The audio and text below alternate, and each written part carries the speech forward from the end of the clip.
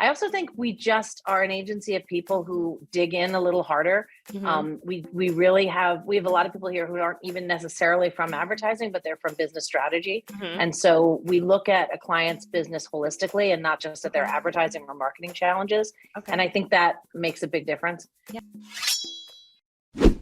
Welcome to Business Ninjas, brought to you by WriteForMe, where you'll hear from business leaders who are out there growing their business and slaying it every day. Learn from the masters. Let's get started.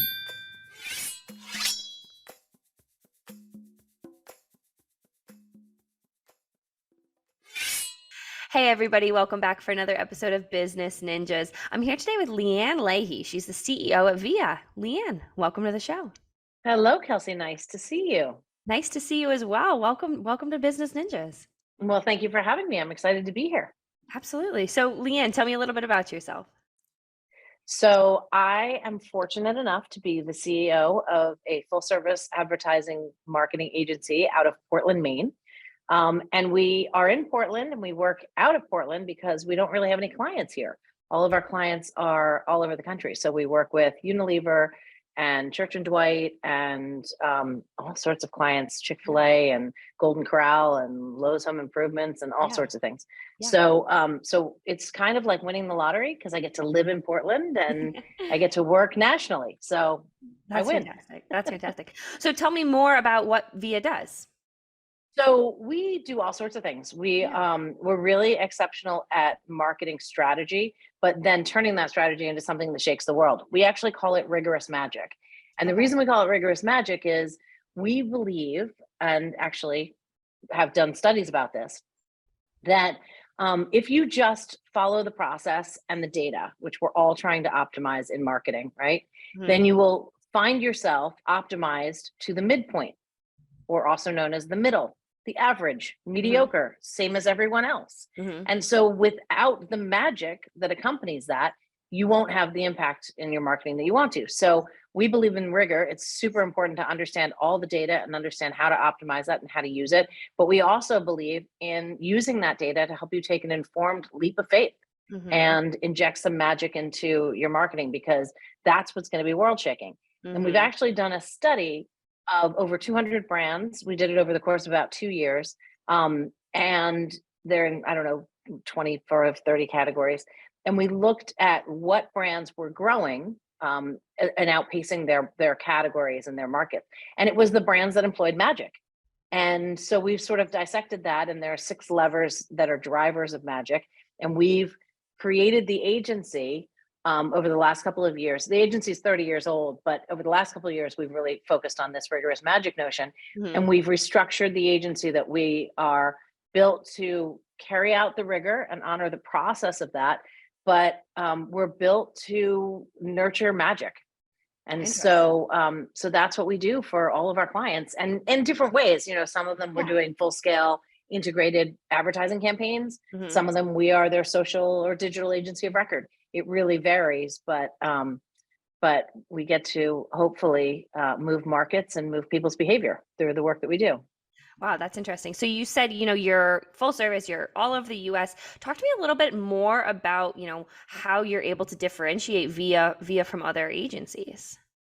Well, there are a lot of ways. I think our work is one way. And, the fact that it is that balance, there's so many agencies out there that are just kind of leaning hard into the data and losing the idea of what is the human emotion, the surprise, the uniqueness. So I think our work speaks for itself on one level. I also think we just are an agency of people who dig in a little harder. We have a lot of people here who aren't even necessarily from advertising, but they're from business strategy. And so we look at a client's business holistically and not just at their advertising or marketing challenges. And I think that makes a big difference. And frankly, being from Portland helps us, because I'm as I call it, a recovering New Yorker. But after 40 plus years in New York, I moved to Maine about 10 years ago. I think I just gave my age. Anyway, I feel like being in Portland helps us to stay in touch with American consumers. Portland is awesome because We're obviously on the East Coast and have a real East Coast sensibility. Mhm. And we're kind of like New York. We often call ourselves like the sixth borough because there's a great art culture, food culture, music culture. Yeah. It's like a really great city. But we live like a lot of the country does, and not necessarily the way that the coast do, where a lot of the advertising agencies in this country live. Mhm. A lot of agencies are on the coast, so they don't drive to work, or they don't, in New York in particular, you Mhm. might never drive to work. You Mhm. go to grocery stores that are teeny tiny. We Mhm. actually live like the middle of the country lives. We Mhm. have real size grocery stores, and we do drive to work, and we coach our kids' little league teams. And I think it helps us to stay grounded and not get so caught up in the navel gazing that is pretty rampant in Yeah. advertising. No, And then I think absolutely. the last thing sorry, Kelsey, I cut you off. The No, I was last thing agreeing I'd with you. say, makes us different is we prioritize fun. Like, Yeah. we actually care that we're having fun making interesting work, that we're having, that the consumers can have fun seeing our work. That Mhm. doesn't always mean it's funny, but that Mhm. it isn't entertaining. And Mhm. frankly, that we can be the best part of our client's day. Yeah, that's fantastic. So, as CEO, talk to me a little bit about how you've been able to grow Via over the years, because I know you talked a little bit more about rigorous magic, but talk to me more about how the business has grown over the years. Yeah, I mean, it's been all sorts of things. The agency is 30 years old next week, actually. So we'll be Congratulations. celebrating. And thank you. I've been here about 10 years, Yeah. just over 10 years. And and I love it. And I feel really fortunate to have stepped into an agency like this. We have a line that we say, sort of a mantra around here, and it's born in 1993, reborn every year since. Hmm. And the reason we say that is we've been lots of things as the world and market have changed. When Via started, it was called Via Marketing and Design, and it Hmm. was more around B2B sales materials. Okay. And then it evolved into being more about brand identity and nomenclature and visual vocabularies and design. Hmm. And then it evolved again to be really digital. And, Hmm. back in the really early and mid 90s, we were a digital agency before that was a thing, Yeah. and building 10,000 page websites and all sorts of things. And Awesome. then going into the 2000s, we kind of pivoted to be more consumer marketing, but we had more of a regional bent. And in Hmm. around 2008 or so, we started to make a conscious decision to go after national consumer facing brands. Hmm. And now I think we take the best of all of those experiences and service clients sort of wherever they are and whatever they need to be. And the nice thing is we've been able to work with Fortune 100 companies, Yeah. and we do all sorts of different things for them. But I think part of growing is being attuned to where clients are and what they really need, and not having a one size fits all solution, Hmm. and continually reinventing Yeah. with where the world is going. I mean, we all talk about Web3 and metaverse, and now we're all talking about AI and how we can harness it. If we were just that, we would have a moment in time, although Mhm. AI is going to change everything. But when mobile gaming was all we could all talk about, if we were just, we're going to be a mobile gaming agency, we would have a limited growth, but Yeah. we wouldn't have made it 30 years. And I think Right. the key to being 30 years and constantly growing and being named, small agency of the year multiple times, Mhm. is that we're constantly paying attention to where consumers are going, and we're curious about it, and we invent new businesses to live up to that. Yeah. So it sounds like that adaptability is one of the main reasons that, the VIA has been able to grow over the years and expand its reach. Yeah. Yeah, I would say adaptability. I would say hiring good people is the Mhm. key to literally everything in the world. Yeah. And good people at VIA are considered people who are curious, who believe in magic, and who are just a little bit weird. And if you hit those three criteria, you'll probably do really well here. I love that. That's fantastic. That's great. So what would you say, kind of talking about your ideal client profile, are there trends in different companies that you see VIA working with more than others? That's a really good question. I mean, I don't know. I think that our best clients are the ones who really need to make some sort of change. Okay. We are not great if a client is pretty much happy with what they're doing in their marketing and advertising, but they just want to tweak it a little, Yeah. or are they just like the status quo? They don't like the people and they just need new people. That's not really where we're going to thrive. We'll probably do better than the last people, but we're not going to thrive there. We need Yeah. to be with clients who understand and believe fundamentally that marketing is a strategic imperative and that it can be transformative to their businesses. Because those are the people who are going to use that strategic imperative to really move markets. Yeah. And those are the clients we love working with, because we dig in together, we understand how and where the opportunities are, and then we unleash the magic so that we can optimize them. What would you say one of the biggest misconceptions about this space is? I still get people who say, when I'm like at a cocktail party and they're like, "Oh, what do you do?" I said, "Oh, I'm in advertising." They're like, "Oh, what kind of advertising do you do?" And I'm like, I sort of don't understand the question. I do functionally. People are like, "Do you make TV or print or radio or digital?" And I'm like, "Well, we do all of those things. We also do 15 more things you haven't thought of." But because if you're truly strategic, you're really thinking about how to holistically market a brand, not just kind of in a lane. And I think, if you look at the advertising industry, we disseminate and then we come back together, and then we separate again, and then we come back together. And it's been a recurring cycle in this business for a million years. And now I think we're talking about bringing media and creative back together and all of that. But really, the thinking, you can't really ever be siloed with the thinking. And I think that the biggest misconception is that we can silo our thinking and have a holistic effect on the brand. It doesn't work that way. Consumers can see through when a brand is not thinking about every touch point equally. And why do you think that's important, that you are able to focus on all of those different touch points? Well, I think it's important because as I said, I think the consumer can see right through it if it's not, if they don't, if you advertise one thing, but then their experience with the brand is something completely different, they're going to read right through it.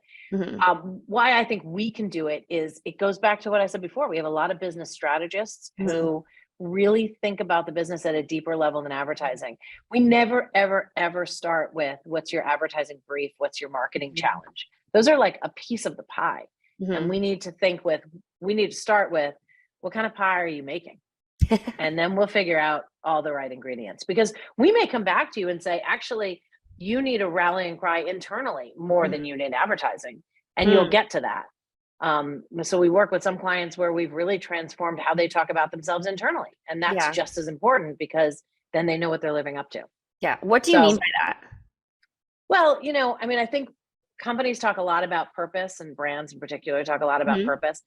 And where I think a lot of companies got in trouble over the last 5 or 7 years, and we read about purpose washing, is because they thought that was an advertising challenge. Ooh, I need to say that I'm all about helping food insecurity. And so let's do a campaign where we advertise that we will donate money to XYZ charity. And because we really believe in food insecurity. Yeah. If the people behind the scenes don't have anything to do with supporting food insecurity, if you're not shutting down your office once a year to deliver school lunches to kids who don't have them, if you're not, raising money on a regular basis for those charities, if you're not trying to lobby Congress to support, let's not advertise it. I think that we sort of, people got caught up in just doing the advertising pit. And that's just one example. I mean, it doesn't have to be purpose. It could be anything really. Yeah. But you can see how the disjointedness 100%. will really upset the market in a non-positive way, I think. Yeah. Yeah. So it's kind of one of those things of what I heard was there's a way to walk the walk, but you also have to talk the talk, like really breaking it down. Yeah. Well, 100%. And I think people love to talk the talk, but you really got to walk the walk. It's not easy. It's not easy to be grounded in all of everything you do. And so sometimes companies are grounded in what they're doing, but they don't really know how to talk about it. We have a client that's in the B2B space, and they're a huge, $8-9 billion multinational, multi-siloed organization that couldn't even explain to you what business they were in. And it was partly because they grew from a lot of different acquisitions, and they're incredibly successful. But even at the top, they could only tell you functionally what they did. They didn't have a handle for it. And Yeah. we were able to say, hey, maybe think about it this way. Here's your Mm-hmm. handle. Mm-hmm. And their handle has become sort of this something everyone goes, oh, I get it. Yeah. That's what I'm in the business of doing. And so everybody falls in line, and the whole organization's now marching to the beat of the same drummer. That's fantastic. And it sounds like you're able to take an opinion or a view from an outside opinion to say, hey, this is what we're seeing, because when you're in it, you may not necessarily understand it. But if you're able to take that holistic view from the outside, I can see how beneficial it is to work with VIA. Yeah, it's definitely. And I mean, we don't just rely on our opinions. We use a Mhm. lot of research and primary and Absolutely. secondary research and data to help inform that. But yes, we definitely bring fresh perspective. And Yeah. I love when clients come to us. It's always disheartening when a client comes to you and says, "Do you have any experience in this specific category?" Because I want to say, "Well, how's that working for you?" Right. I said one day I said to a client, I love working with you guys, but you seem to want you have some compulsive need to follow the best practices of a category in decline." And he was like, "Wait, what did you just say to me?" I said, "You're following the best practices of a category in decline." He was like, "You're totally right. We need to do something different." I said, "Yeah, let's look at some growing categories and maybe try their best practices, even though they're not in the same space." And that CEO and I are very close, but he has repeated that no less than 100 times to his people, because they hire people who have experience in the same category, and they come and Right. try and do the same things. And it's really just a fresh perspective, Yeah. a shift in prioritization, Yeah. and sometimes it opens up whole new opportunities. We spend a lot of time and do a lot of work to identify the right white space for a company to grow. And Mhm. it may not be what they expect. Mhm. So is that one of the beginning kind of onboarding steps, is doing an assessment, almost kind of seeing where the company's at? It really varies. Yeah. We work with so many different types of companies. When we're at a startup, yes, we would Mhm. start there. Often we'll be working with, as I say, sort of a Fortune 100 company, and they will have worked through that and have a good Mhm. sense of it. And so Mhm. we'll start by kind of picking up where they left off. It really ranges, and it's Yeah. everything in between. We do have this new thing that we're doing, which I kind of love, where it's particularly with smaller companies, but we're using it on a lot of different types of Mhm. clients, and it's called a brand sprint. And what it really is an intensive 2-day work session where we dig into all the key elements of the business and the brand to Yeah. sort of at least unearth the building blocks. Okay. And we do work that normally would take 3 to 6 months Yeah. in 2 days, because we really put all the right people in the room and ask the right questions. It's been really effective, and we Yeah. kind of love doing that. Goes back to hiring good people, like you said. Yeah, exactly. Yeah. The Yeah. key to everything. Gratitude is the key to happiness. Hiring good people is the key to growth. That's a good soundbite. That's fantastic. Well, so Leann, if you wanted to leave our listeners with something, either about advertising, about VIA, what would you want to leave our listeners with? I mean, I go back to this notion of rigorous magic, because I feel like it's so true of so much of our life right now. And it's the world is trying to figure out so much. We are just, as a people, we're just kind of clamoring, and we're reaching for everything that will give us the explanation. And Mhm. I think we have to understand that the answers ain't coming. Mhm. Like, we need to use all the resources we have and Mhm. take a thoughtful and informed leap of faith. And I think if we do that in every aspect of our lives, we're all going to be better off for it. So for me, rigorous magic is what VIA delivers for sure, but I think it's a really good life philosophy as well. And I'm the other thing I'd leave you with is I'm super optimistic about 2023. Yeah, I know that not everyone is, but I feel like, you know what, we're going to all start moving forward in a very positive way this year. I The completely year of the agree. rabbit. I completely agree with that. I completely agree with that. I think that's really great insight. And Leann, I think you gave a lot of really interesting points about rigorous magic, about VIA, and I really appreciate you taking the time to be on Business Ninjas today. This has been a great conversation.